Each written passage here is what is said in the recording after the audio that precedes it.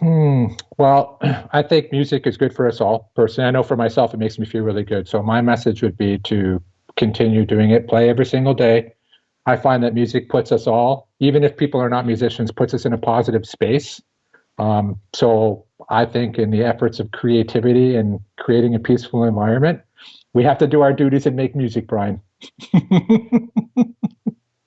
Yeah, that's what I would say, man. And especially in today's, it's tough these days, right? So we can all use pick me ups. And I know for myself, being, I was mentioning that I was isolated a lot, alone here a lot. Music has helped me. It saved me pretty much, man, from going crazy.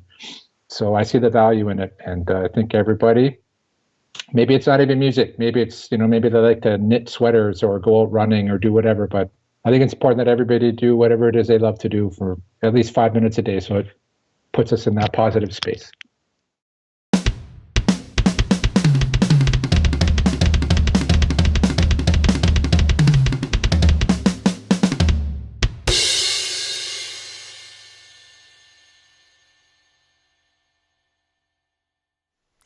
Hey everyone, welcome back to the All Music Matters in That podcast. I'm your host, Brian.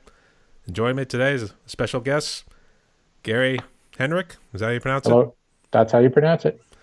It was either that or Henrich, because I know people tend to, I know there's like a street that's kind of like named that too. So Yeah, you know if what? that's right.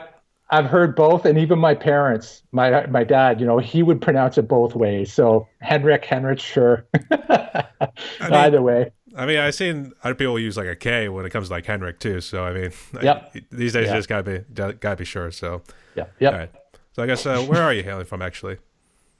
I was born in Canada. That's currently where I am now, and I'm about I don't know, maybe just under an hour outside of Toronto, maybe a half hour, a little bit around there. So the GTA, Greater Toronto Area, is what we call it around here. The GTA. Every time I hear GTA, I'm immediately think of Grand Theft Auto. It'd be Right. like, Exactly. Yep. I Yep. say, did you rob any cars? Knock It's people out? That almost sort like of thing. that in Toronto these days. Start speeding away, then we get all the stars. Say like how big we're in trouble with the Yeah, cops right now. exactly. Look for the Hare Krishnas on the road to run over, right? Remember that in the old days in GTA? I watched more of my friends play it, to be honest. So I never really got into it. And Yeah, I mean, I was pretty young, so it was probably before your time, Brian. I think I got a few years on you there. what is that? But like when I was a young kid, and especially with like the ethics your parents install on you too, I think like that's so wrong, man. Why are you No, running over these people? So totally, man, totally. It's funny because I noticed when I was a kid, I mean, TV even was still pretty innocent. And then I noticed probably around my 20s, things started getting really violent. And I remember the first time I heard like profanity on TV, before 9 p.m. You know what I mean? It was like, oh my God, this is an outrage, right? But today, I think society's pretty trashy these days, and you can pretty much do anything you want on media and get away with it. It's like we're desensitized like crazy. I'd say in a certain sense, but like the cartoons ain't the same because they used to do a lot of the slapstick back in my Oh time. yeah. So Well, that's why I used to watch Looney Tunes and all. That's all it was, man. A lot of violence.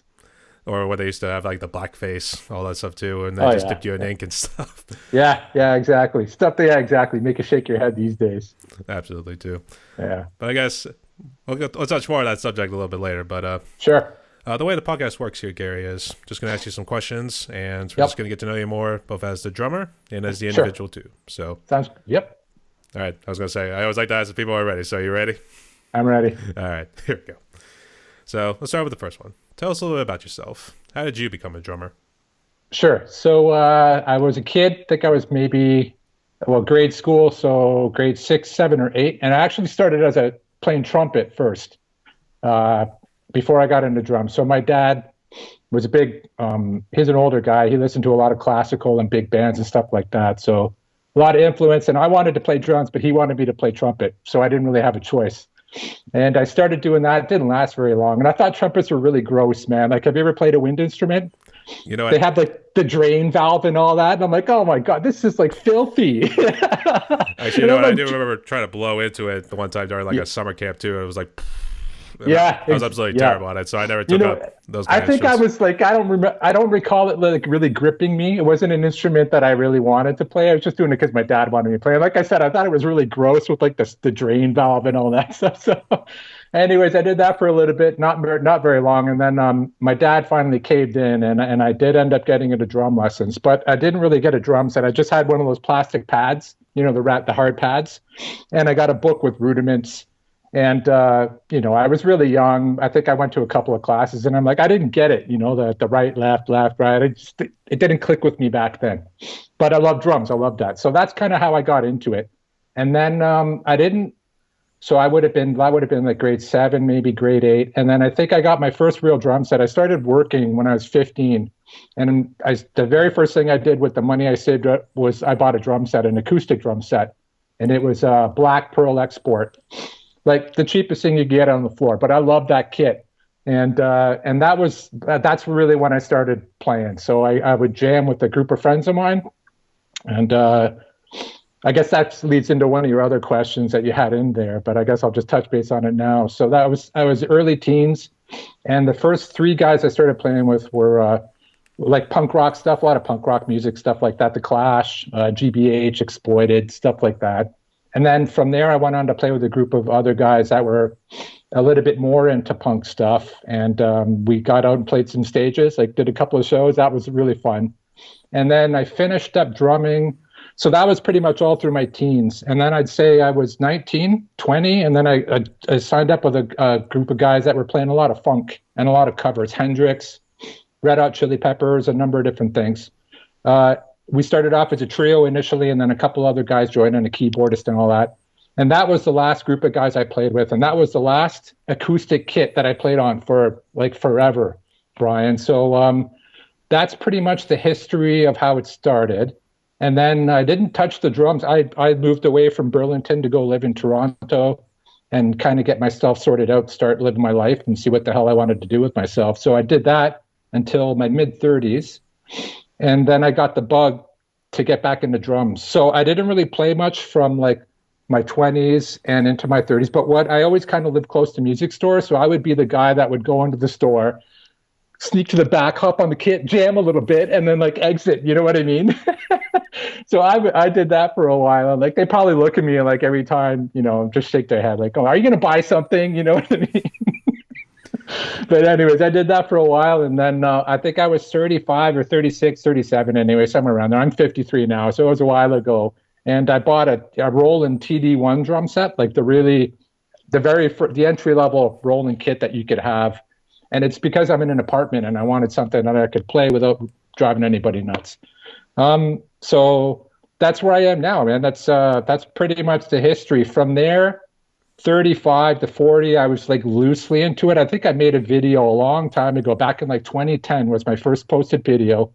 It was really crappy. I didn't like it. And then I didn't touch it for years. And when the pandemic rolled around, it's kind of when I got really back into it because I had a lot of free time on my hands and I was going nuts here, really isolated. So that's it, man. I said, you know what? I looked at my kit and I'm like, I'm all in. I'm going to do this for the rest of my life. So in brief, Brian, that's the history of myself and drums. That's the 5-minute short story right there. That's it, buddy. That's it. That's the dummies book version, right? The bullet points. Well, actually, I was thinking of we were talking about GTA earlier, so I figured like you're GTA and the music stores, so you go in. How long can you play on a drum set before the stars hit 5 and then they're calling the SWAT team? That's right. So it's funny too when you also mentioned about the woodwinds and even the brass instruments too, because like I said, when I was at summer camp the one time, they gave us the end of I think it was a trumpet, reed? And it was like, yep. Oh, you had to like burst your lips like this. Yeah, you got to burst your lips. That's right. And boy, I just absolutely sucked at it. So that's why I was a strings guy actually for 9 years, and I was actually a cello player. And awesome. So it's interesting how we both played an instrument at first, but it seemed like you were, I don't want to say forced, but I guess you were kind of led into it by your father to kind of like take it up too. Yeah. But as you know, like trumpet players also play the national anthem too. So that could have been you, Gary. Could have been me, man. Hey, there's always hope. Like I said, did you ever bring back a trumpet and maybe just do it as a little hobby, kind of reminiscent of the old glory days? I have not touched. You know what? I had my mouthpiece for years. I can't remember what I did with it, but I had that thing probably up until my 20s. That's the only remnant of my trumpet days. Nothing else. Yeah. Whatever. It was my thing. But you know what? I have a deep respect for any instrument, but I love the sound of trumpets. When somebody can really play it, or any instrument, but I love the sound of trumpets in particular. It's a great instrument. Well, now that you mentioned it, I guess, what would you think of the saxophones? Like what you hear with like Bruce Springsteen, East Street Band? I love saxes, man, and all of them. Like baritones, I love baritones. I love the deep sound, but I mean any sax. You know what I mean? When anybody can like skillfully play an instrument, just like I love it. I love the sounds of instruments. I see. But you did also mention about groups you were a part of, so I guess we'll jump to that, then we'll jump to the drum set afterwards. So I guess, how many groups were you a part of? And I guess kind of what your experiences? Three groups, I would say. Well, two. So I jammed a lot, so I would go to a lot of house parties in my teens, and just there'd be a kid there, and we'd jam. And there'd be a lot of house parties back then, and a lot of us were musicians that I hung out with, so we were always kind of moving around different people's houses and playing. And the first group I really played with, we didn't play anywhere, but I considered it as a group because we jammed, we practiced a lot, and we had a set of songs that we could play. So they were two good friends of mine, my friend Sean and my friend Mike from grade school, and we played a lot of stuff in my friend Sean's basement. And that was my first, that was that acoustic kit that I was telling you about. So those are the first two guys I played with. And then from there, I went on to play with a different group of friends that was like into Minor Threat and a lot of like other like punk related hardcore kind of type stuff. That was more fun. That was more of I would say a professional experience. I had never gigged anywhere or did anything like that, but I got exposed to all that. So, you know, doing the teardowns and all that stuff. And it was really cool, man. I really enjoyed it. And from there, I went on, I'd say in my latter teens, maybe I was 19 or 20, and I played with a group of guys, as I mentioned earlier. And that was probably the most professional thing I did. And that was doing a lot of like Hendrix covers and Red Hot Chili Peppers, like funky stuff. You know, you walk into a bar, start playing tunes that people are going to dance to. Yeah, so that was that. That was a lot of fun. And that was the first group that I played with that I made money with.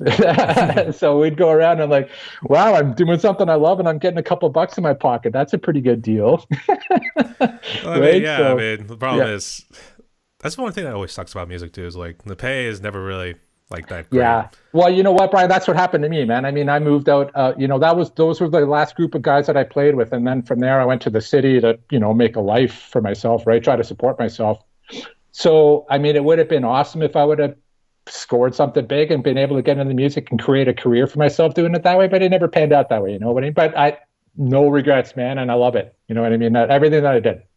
All those experiences. Yeah, that's where it matters the most. You definitely want to say no regrets, that sort of thing. No regrets, not at all. But I guess, is this a drum set you've been rolling with for a good while now? Is it a Roland brand? Yep, it's a Roland brand. So similar as you've got a TD25 as well, right? Yep. Yes. So I have the TD25 KV. I got it, I think, 6 or 7 years ago. So I had that TD1 initially. Very crude. It had the hard plastic pads, but that kit really helped me shake off the rust and kind of get my coordination back. And the funny thing was, Brian, is like after not really playing for like 15 years, when I first got behind the kit and everything, I was kind of like, whoa, I can still kind of play stuff. You know what I mean? It's weird how your body remembers, like the muscle memory. So it took me a little bit to get into it, to I would say shake all the rust off. But that TD1 kit that I had was great. And anybody that's going to get into it, I would say that's probably an awesome kit to use. I think I paid $500. I bought it used off some lady in Toronto. And that kit lasted me for a little while. And then I sold that and I upgraded to this kit similar to what you have.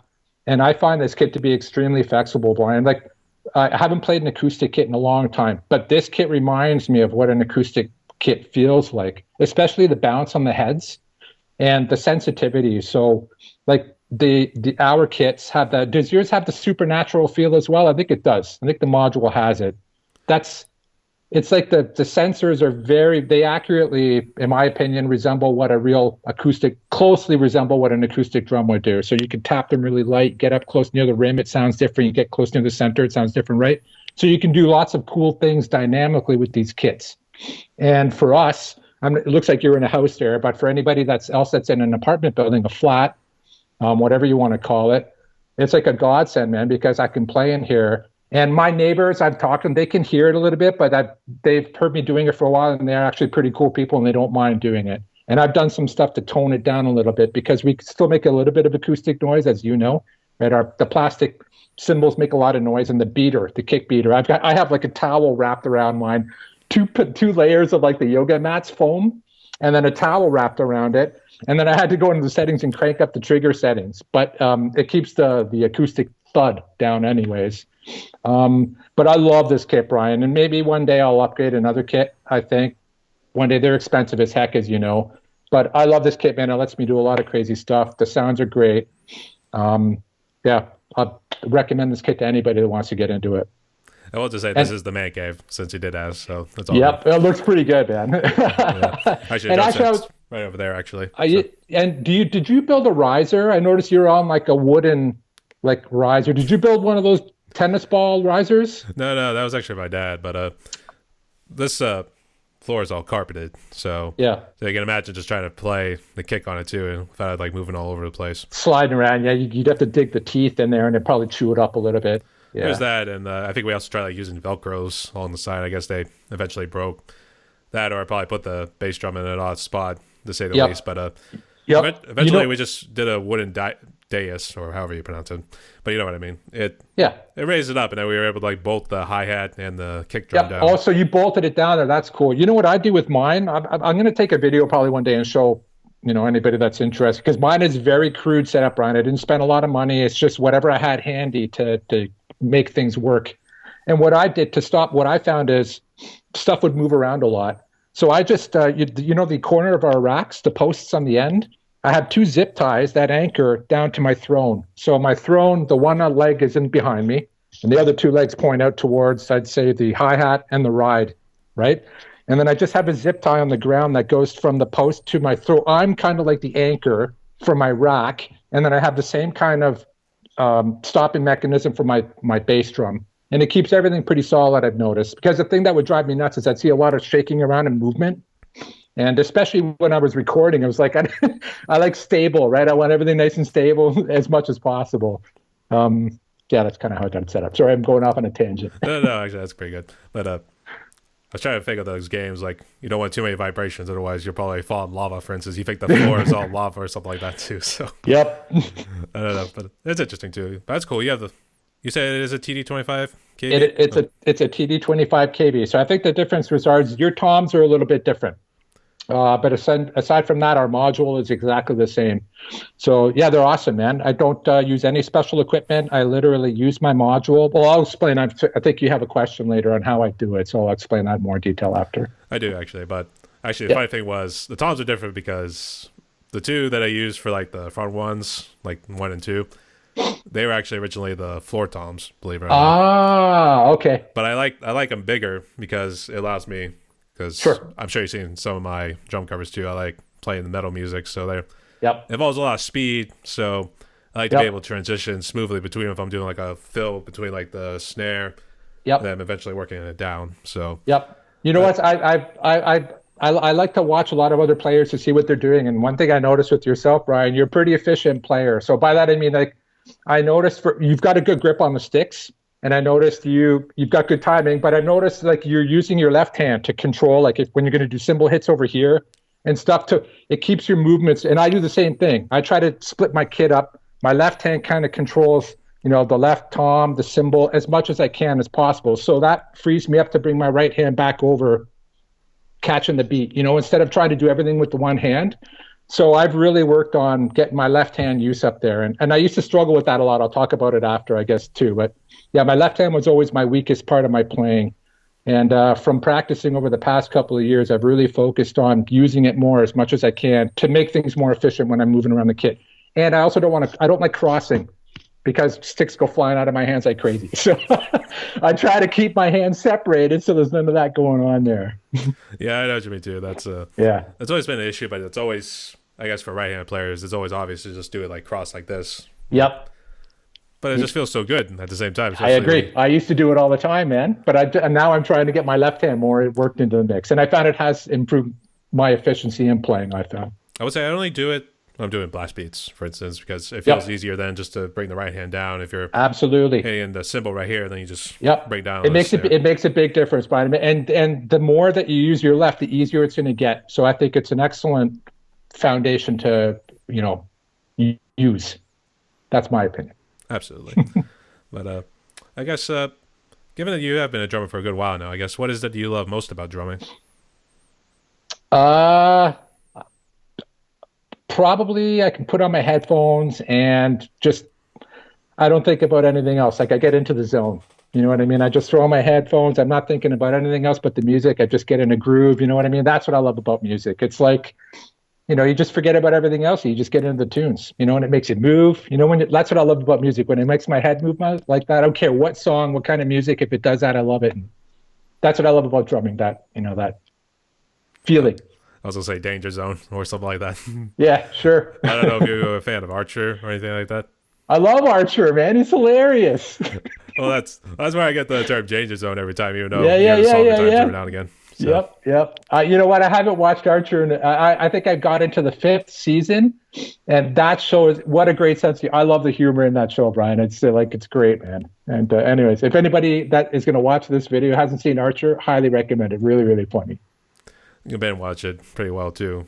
Is it on Netflix, or I guess is it on like?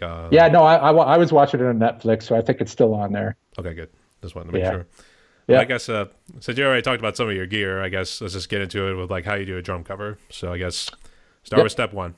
Sure. So step 1 is I identify the song. So I have an MP3 that I have there. The first thing I'll do, Brian, is I'll spend now what I'm doing. I'll talk about my current routine. In the older days, it was a little bit. What I'll do is pick a track, and then I'll put it on my laptop, which is conveniently located beside my kit here, and I'll listen to the song for 3 or 4 days to memorize it as much as I can.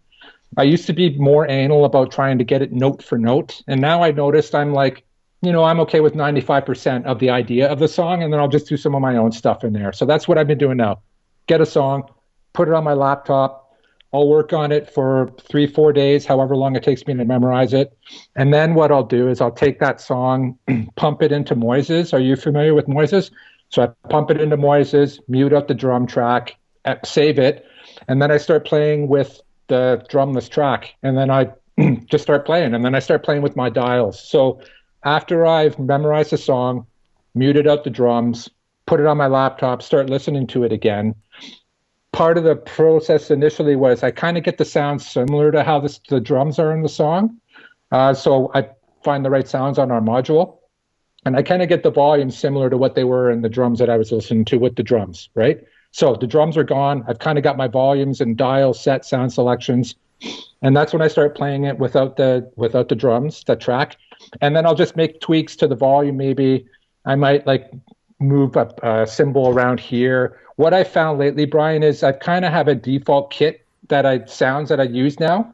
Before I would try different things. Like there's a power amp snare. You're probably familiar with it on your module. It's a really punchy snare with some the reverb kicked into it. It sounds really good. That's like my default one. And I like the solid maple toms for the toms. I like the birch sound for the bass. So, and I go back and forth between a fusion hat and a custom hat on the hats. And I like the 20 heavy crash and the Chinas for an auxiliary cymbal. So that's pretty much what I'm using for what I'm noticing these days as like my default kit. And I'll just make tweaks here and there. And that's it, man. Once I've memorized it, got the sounds figured out, got good sound volumes, and I'll try to do a cut. So like I did one earlier today, an Aaliyah song, which was copyright blocked. We'll see if maybe in 48 hours it'll post it.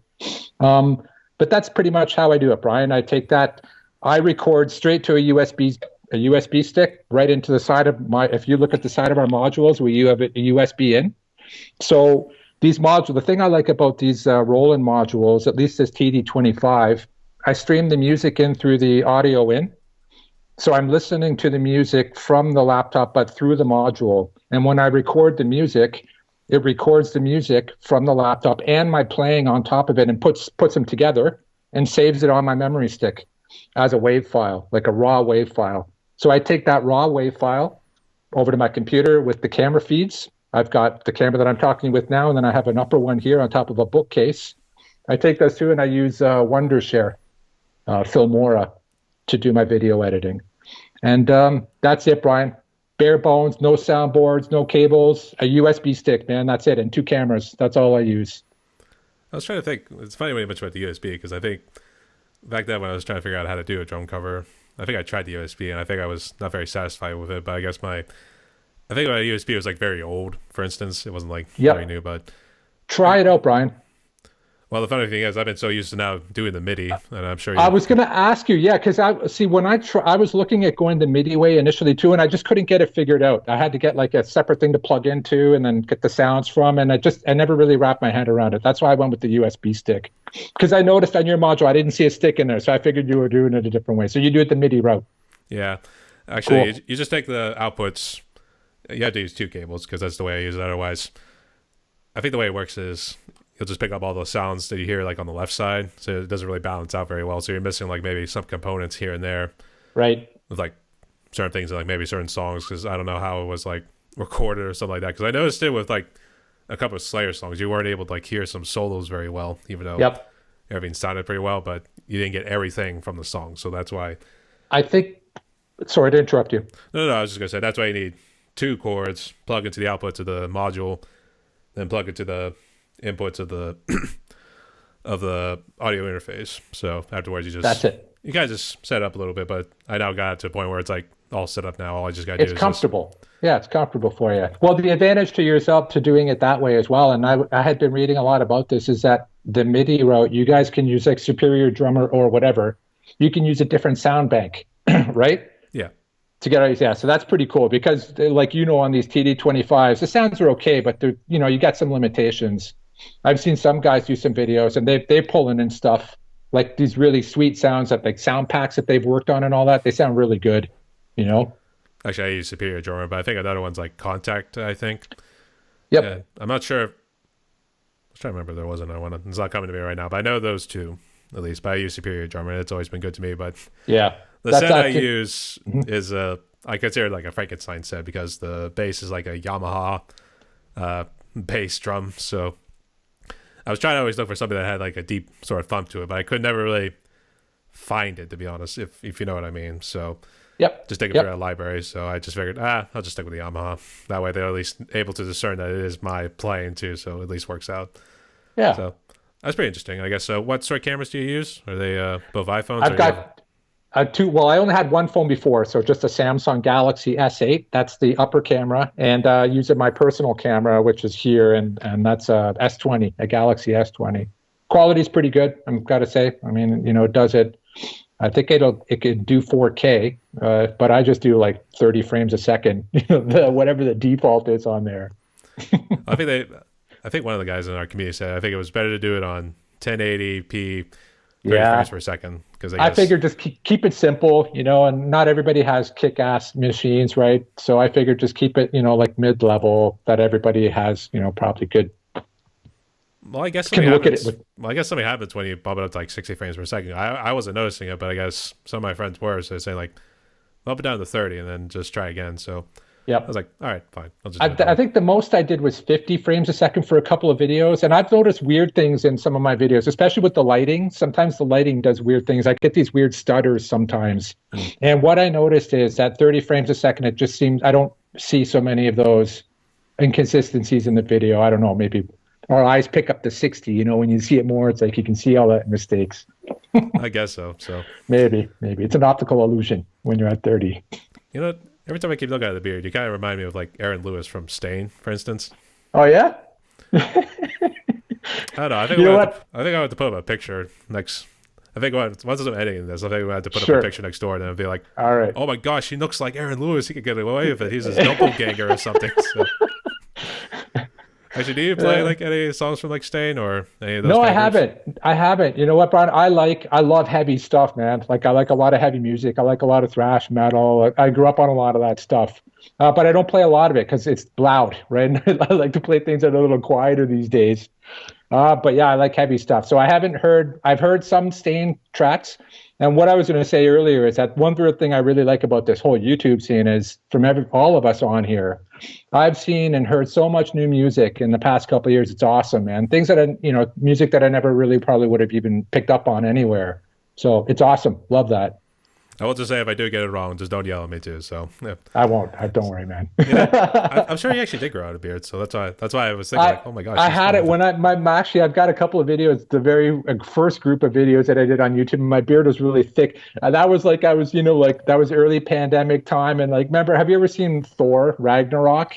I've Remember not when seen the Thor's whole all thing. big and bloated, he's all, right? He's all in rough shape. You're like, whoa, dude, you need to take care of yourself. That's kind of what I was like. My human being was all like misshapen. I was like, whatever, just playing. I was like, yeah. It'd And be then I more like the remember I lumberjack was at look. my mom's. I was at my mom's for dinner one weekend, and she's like, Gary, you got to clean yourself up. Come on. And I was like, all right, fine. All right, mom. All right. So then I trimmed it down and then cut it in here. So and then that's kind of stuck with it since. I was gonna say it's more like the lumberjack sort of look too when you start getting it all sticking I out wriggly too, Yeah, or something like it's that. weird. I've gone through different stages. It's gone from like just beard stubble, like a number, because my trimmer has got like different numbers on it, right, for lengths. So it started off at number 2. That's really stubbly. And then I'm like, go to number 4. It's a little bit longer. Girlfriends would never like it. It's too pokey. And now I'm at like number 6 and number 8. And number 8 right now, it's like I could kind of comb it. You know what I mean? It's a little softer. So it's good. I'll probably end up one day, it'll be like bushing up the sides. Like, I just don't want to shave anymore. I'm leaving it. I was just picturing like you in like a Just for Men sort of commercial too, like Sure. trying to remove all the gray hair out of it too. Yeah, exactly. So, all right. Sorry to go off on a tangent right there, but Yeah, no problem. No problem. Actually, I didn't ask what brand are your sticks? Sure. So I've got, I've used a couple of different ones. Initially, I was using these Vic Firth Jojo Mayers. So they're like marching sticks, kind of. They're really light. You can do lots of delicate things with them, lots of fast stuff. And then I went a few years ago, 2010, actually, I saw Benny Greb at a drum clinic he did here, really close to where I live. And I went to the clinic, and there was a raffle at the end, and I won the raffle. And in the raffle was a group of sticks, and I got a poster with Benny, and he signed it for me, which is actually above my kit. Here I stare at it. He's like my guardian, looking over me all the time. But so now I'm using, these tree trunks that are hewn from the forest in Odin's garden.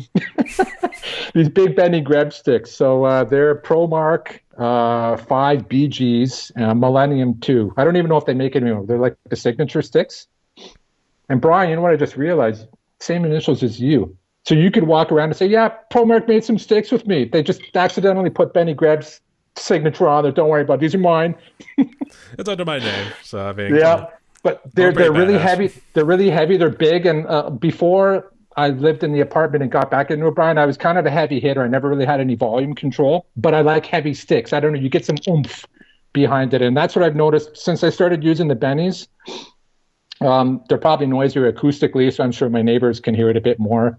But I love the feel of these sticks a lot more, and they just feel really good in my hand. So that's what I'm using right now. I was to say, he's not the real BG. He's not the real BG. You're the OG BG. Yes. There we go.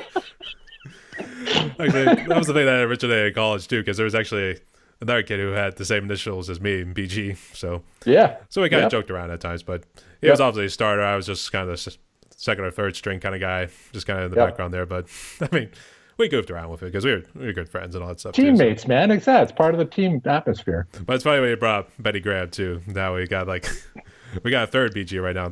We're getting crowded right now. That's the thing. So. Too many. There can only be one. There can only be one. We're going to have to eliminate Benny. Here. There can be only one. There can only be one. Yeah. He's my favorite drummer. He's such a good drummer, man. And the thing I like with drummers is besides watching guys play, I like certain people can get certain sounds out of the kit, and Benny does stuff back there. He just gets really good sounds out of there. You know what I mean?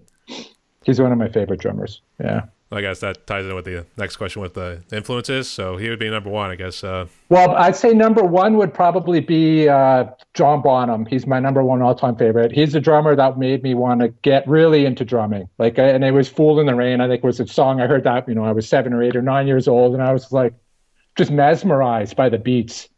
Aside from that, my dad used to play a lot of classical and big band stuff. So I used to hear a lot of Gene Krupa, Buddy Rich, guys like that, all the greats from back then. But I would say Bonham is my number one guy, and modern day favorite drummer is Benny by far. And I like Thomas Lang as well. He's really good. And then there's a lady here in Canada called Emmanuelle Caplet, and she's an amazing drummer, very technical, very clean technical drummer. She's like a drumline drummer. That's great behind the kit as well, but she's very, very technical, awesome. So I'd say those are probably my biggest, group that I like. I find when it comes to any of the classic drummers, for instance, from those times, it seems like it's either Bonham or Pert, to be honest. Yeah. So, well, I love Neil Peart too, man. But he's almost scary to want to. Like I've talked to friends about this before. I'm like, he's the one drummer I play, and I'm like, oh my god, I don't know if I want to try his stuff. You know what I mean? He's like all over the place. I always try to have fun doing a Limelight at times because that seems at least the more doable one. If we're gonna even call it doable, to be honest. I did Red Barchetta last year, and it actually turned out okay. And then it was posted for, I think, 3 or 4 months, and then it was copyright blocked. The copyright owner blocked it. I was kind of pissed about it. But the funny thing that I thought, Brian, is that I imagine it's some group in the States, the copyright owners, they blocked it only in Canada. So I'm like, it's Rush. And it's only blocked in Canada? I didn't get it. And they're Canadian, too. Like, yeah, it was like the rest of the world, yeah, public, visible. And I deleted it. I'm like, I was so upset. Like, how can you block a Canadian band in Canada? And then I was upset, too, because I'd worked on that for a long time. It blocks. I'm like, forget it, delete it. I don't even want to look at it again. I think I always pronounce it wrong, too, but one of the instrumentals from the Hemispheres album, I think it's La Villa Strangiato. La Villa Strangiato, yeah. Oh yeah, that's a track's a work of art, man. They've got so many good songs. You know what I mean? Pert's an awesome drummer. He's very versatile. Guy could play anything. I think I actually read because they were using analog back in the day. I think they had to do it like so many times, especially since it's like an 8 to 9 minutes or song. You're thinking like, Jimmy Christmas, there's little room for error, to be honest. So. Seriously, man, yeah. If that was me playing that, I would have had to break. Because I've noticed with me, I try to keep songs to like 3 minutes because I have 3 minutes is I can kind of wrap my head around it. And I look at some other guys, like I was looking at Mike Lewis today playing one of his tracks. It's like almost 20 minutes long. Like, how do you remember all those different cues? I'd have to break it up into like a number of 3-minute segments, right? Get through the first 3 minutes, next 3 minutes, right? I've done that with some songs, actually. It's kind of, normally if I'm working on something difficult, I'll try to break it up into smaller sections. And then I just try to work on that section. And there's a lot of maybe before your time, Brian, but in the old days, we used to have cassette tapes. So there'd be a lot of stop, rewind, start. And I do that now. It's like I play, mistake, okay, rewind. Play, okay, I got it. A little bit. I will go until I make a mistake and then rewind it and then do it until I get that part right. And then I'll do the next part. And that's kind of how I work through a song until I mostly get it, like 95%. I was just saying here before, I would be like, I got to get it 100%, and try to make it sound just like the guy played it. But now I'm like, 95%, I'm okay. Yeah, we tend to get over the whole perfectionist sort of stage, so we probably went through. Yeah. I do remember cassette tapes. That was actually one my dad used to have. Yeah. Maybe not all of them, but I know it was Van Halen with every single album they had. I love Van Halen. Well, I like, for me, that's the big talk, right? Is which Van Halen do you like? I like Van Halen with David Lee Roth. To me, that's the Van Halen that I grew up with. I love David Lee Roth's voice with those guys. I thought the four of those guys just had such good chemistry. So many good songs that I love Van Halen tracks. Van Halen, early Van Halen, DLR stuff. I love it. I feel bad too, but don't you feel like you're kind of disrespecting Sammy at the same time whenever he came around in like 86 there? And people then obviously don't give him too much love, but I think one of my friends told me like they made more money with Sammy. I like Sammy with Van Halen as well. But I mean, for me, it was just like, maybe it's because I grew up with them, Brian, and like I was young when I heard those songs. I have so many, that's my early high school days, and all my buddies and I used to listen to those early Van Halen tracks. And I don't know, man, that's for me, right? That's my own personal opinion. I guess you see on Mike Conway's channel. Yep, but I would never. I mean, Sammy, he was awesome with those guys. They got a lot of good tracks, man. You know what I mean? I see. One of our drummers in our community, Mike Conway. I guess have you seen? His? Oh yeah, I love Mike's stuff. He's, to me, I call him Mike Van Conway. Well, that's what everybody else does, too. They'll say Van Conway. That's the sort of thing. So yeah, he's awesome, man, because he's got his sounds dialed in. He gets that Alex Van Halen sound out of his kit, and he's a wicked drummer. I mean, his covers are super tight. So I like Mike's covers are awesome, man. And we only started following each other, I don't know, maybe within the last 6 months or so.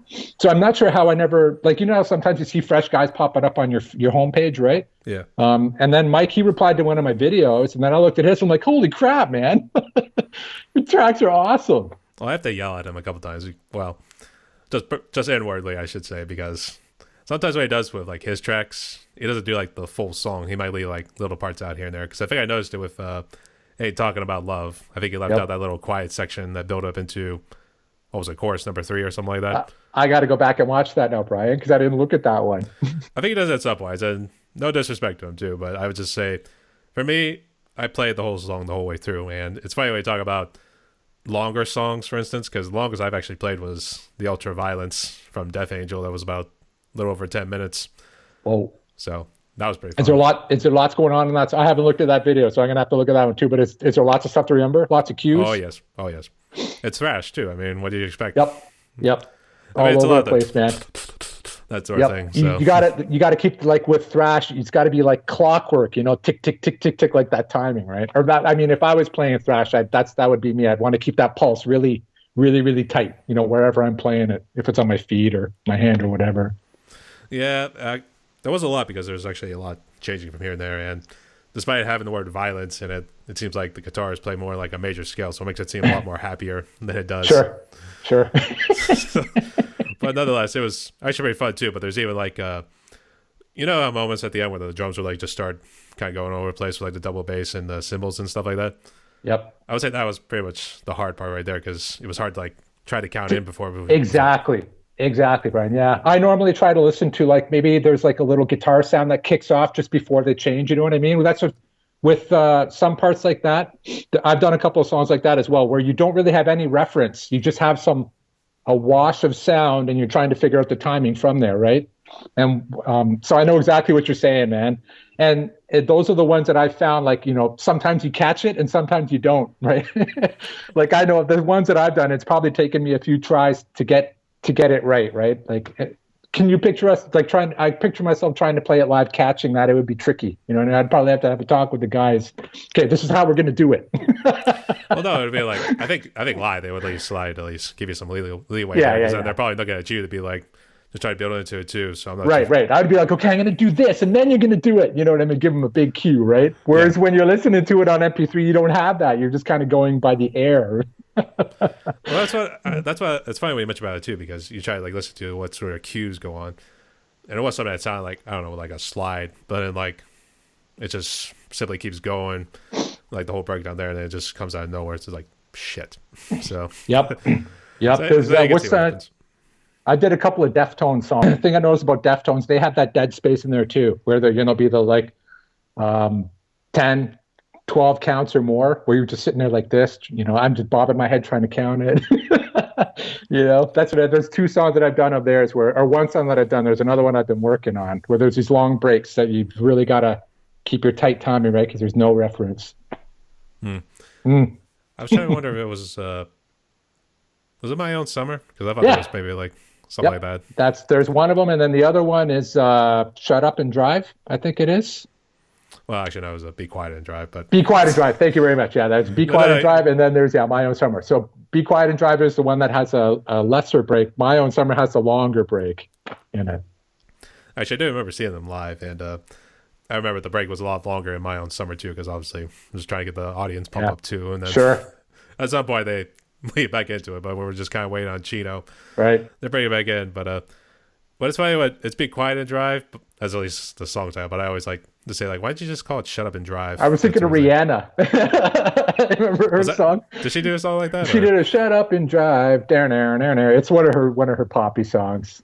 I can't remember the name of it, but I know the words. I'm terrible with lyrics, but I remember beats, and sometimes I remember words. I'm a drummer, Source City. I was going to say, Source City was always a good one from Deftones. I was actually happy to... I have some live footage on my channel too, so you can check those out. I will, yeah, because I've only, I didn't listen to a lot of Deftones growing up. They're one of the bands that I probably say I'd heard in the last number of years that I've heard and I really like. That's stuff that I would have, if I would have heard them back in my 20s, I would have been like right into them, because I like that kind of stuff, really heavy driving type music. Yeah.